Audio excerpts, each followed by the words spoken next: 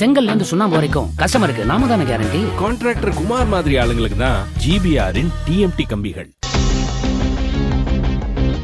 சென்னை பள்ளிக்கரணை அம்பேத்கர் தெரு பகுதியைச் சேர்ந்தவர் பிரவீன். தாழ்த்தப்பட்ட சமூகத்தைச் சேர்ந்த இவர் கடந்த 6 மாதங்களுக்கு முன்பு பள்ளிக்கரணை கணேஷ் நகர் பகுதியில் வசித்த பெண்ணான 22 வயதான ஷர்மிளா என்ற பெண்ணை காதலித்து திருமணம் செய்து கொண்டார். பெண் வீட்டாரின் பலத்த எதிர்ப்புகளுக்கு இடையே இந்த திருமணம் நடந்தது. இந்த நிலையில் கடந்த பிப்ரவரி 24ஆம் தேதி ஷர்மிளாவின் சகோதரர் தினேஷ் உள்ளிட்ட 5 பேர் கொண்ட கும்பல் பிரவீனை வெட்டி படுகொலை செய்தது.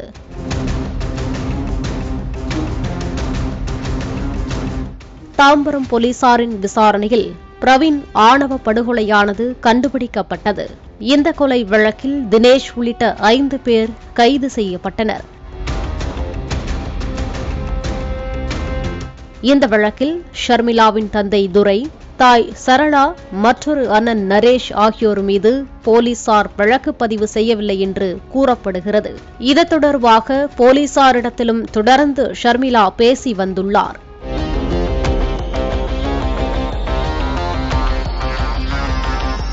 இந்த நிலையில் வழக்கு விசாரணை முறையாக நடைபெறவில்லை என்ற காரணத்தினால் மன உளைச்சலில் இருந்த ஷர்மிளா கடந்த 14ஆம் தேதி மாமனார் வீட்டில் தற்கொலைக்கு முயன்றுள்ளார். அவரை மீட்டு சிகிச்சைக்காக சென்னை ராஜீவ்காந்தி மருத்துவமனையில் சேர்த்தனர்.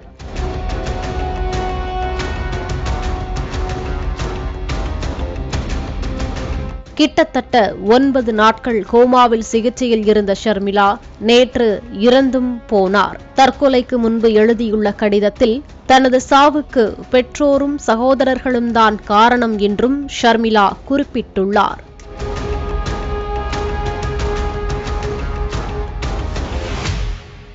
செங்கல்ல இருந்து சுண்ணாம்பு வரைக்கும் கஸ்டமருக்கு நாம தானே கேரண்டி. கான்ட்ராக்டர் குமார் மாதிரி ஆளுங்களுக்கு தான் ஜிபிஆரின் டிஎம்டி கம்பிகள்.